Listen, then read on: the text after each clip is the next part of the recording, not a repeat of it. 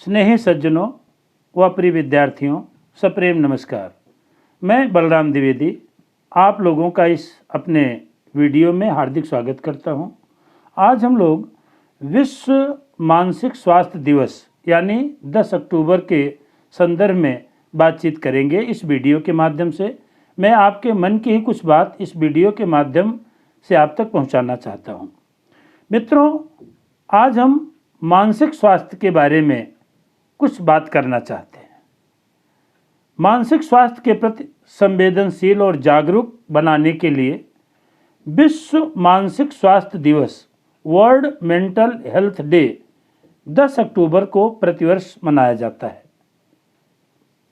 सज्जनों, आज हमारी भाग दौड़ भरी जिंदगी और अनियमित जीवन शैली के कारण बहुत सारे लोग डिप्रेशन, तनाव में हैं या अन्य मानसिक बीमारियों के शिकार होते जा रहे हैं।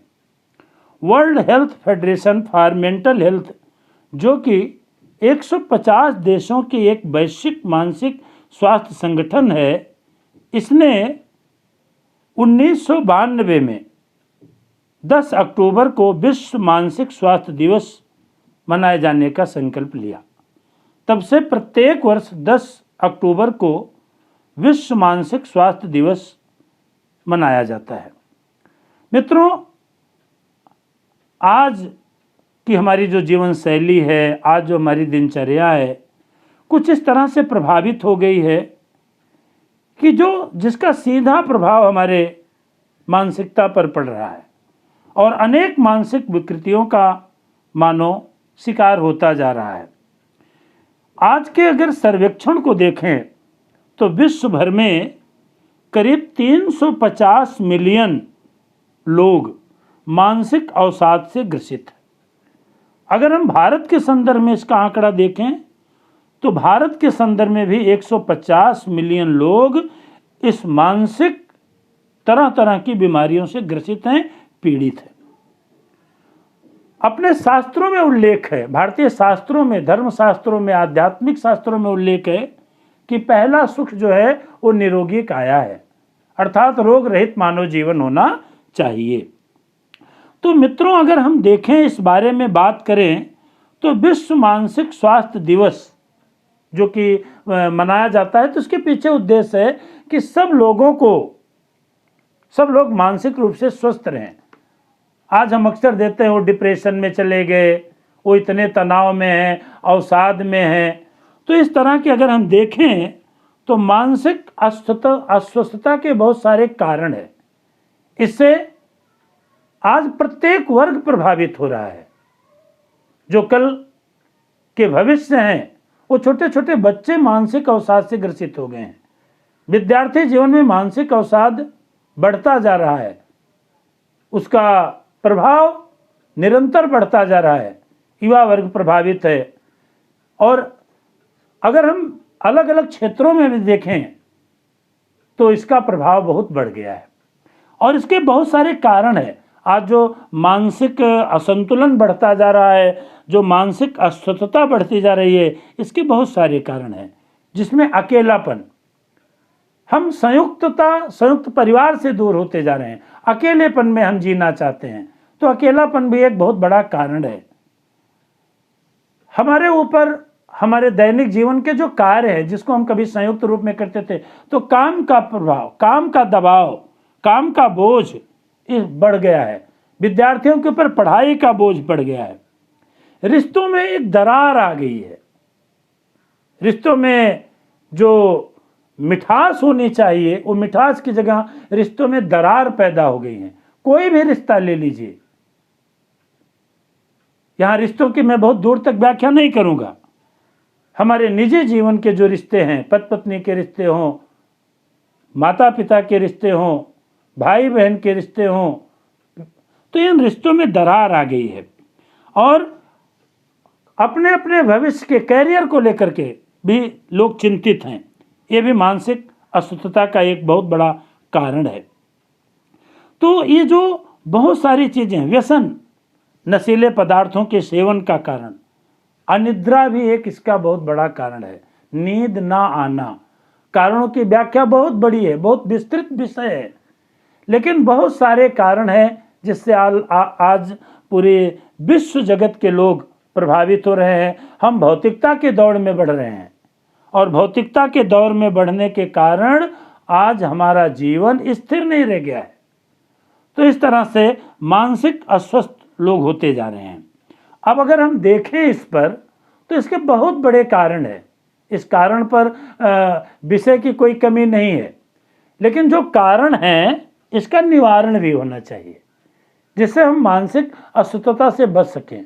आज के संदर्भ में, अगर वर्तमान के संदर्भ में मैं बात करूं तो 2020 का जो समय है, इतना जो है विषम परिस्थितियों में ये समय है कि लोग बहुत बड़े पीड़ित हो गए हैं।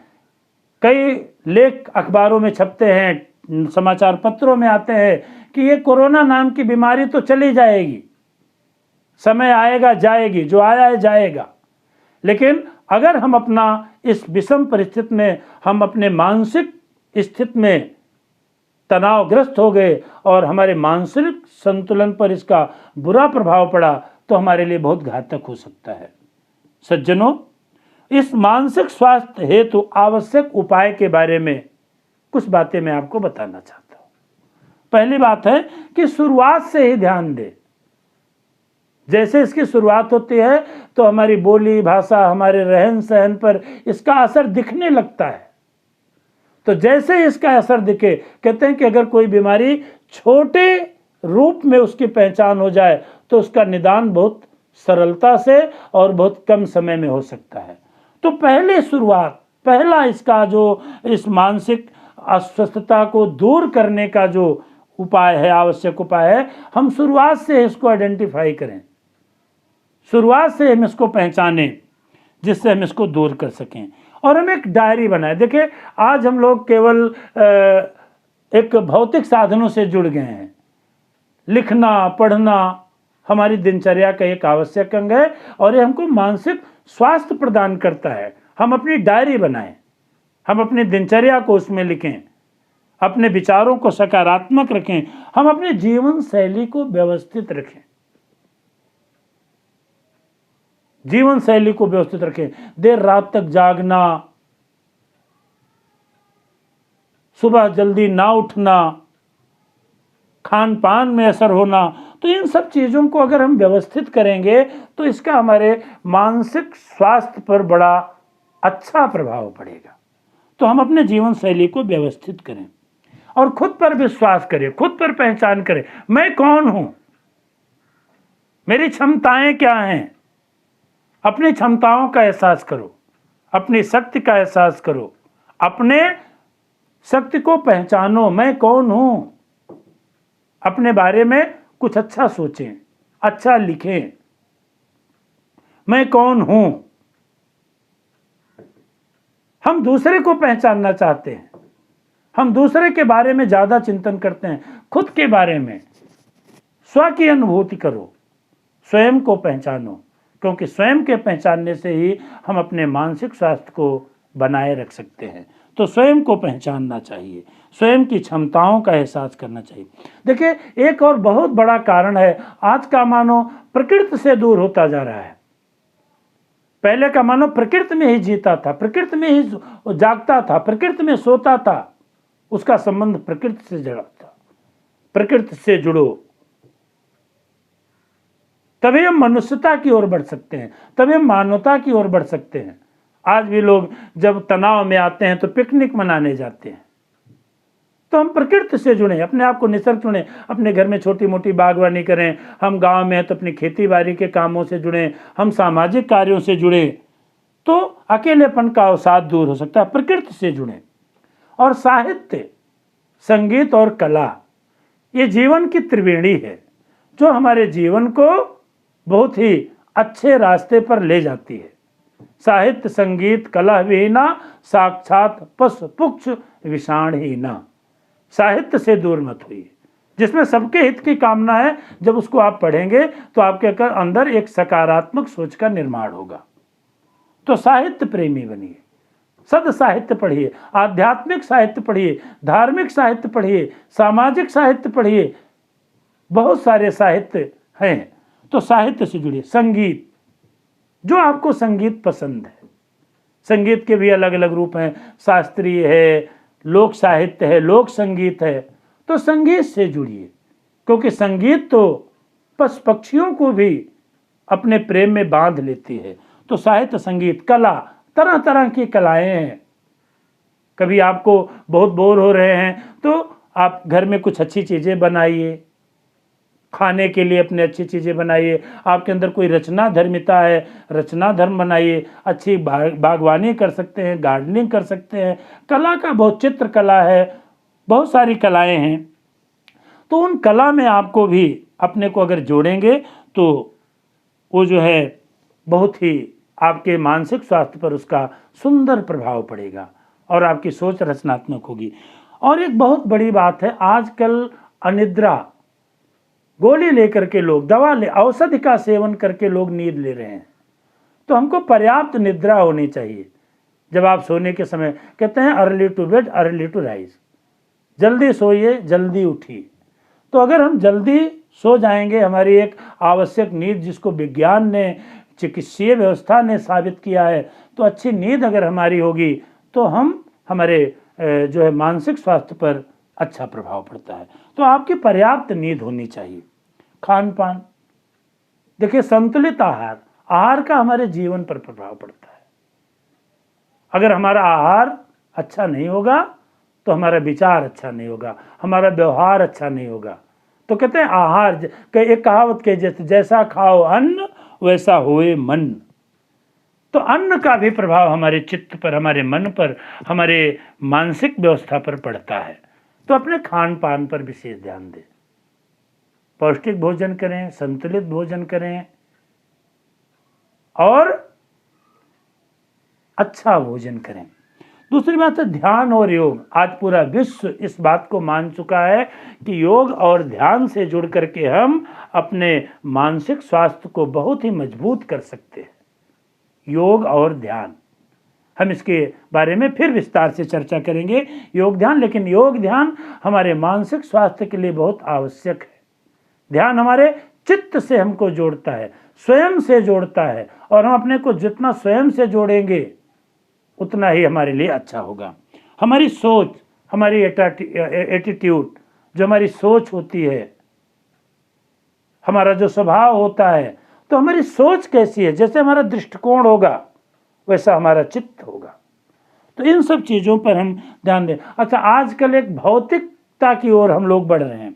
भौतिकता की ओर बढ़ने के कारण मानव के जीवन में एक बड़ी विसंगति आ गई है कि वो जो उसके पास है उससे संतुष्ट नहीं है, जो नहीं उसको पाने के लिए उसको भग रहा है, भग रहा है, भग रहा है, भगता ही जा रहा है, और परिणामतः अपने स्वास्थ्य पर बुरा प्रभाव डाल देता है।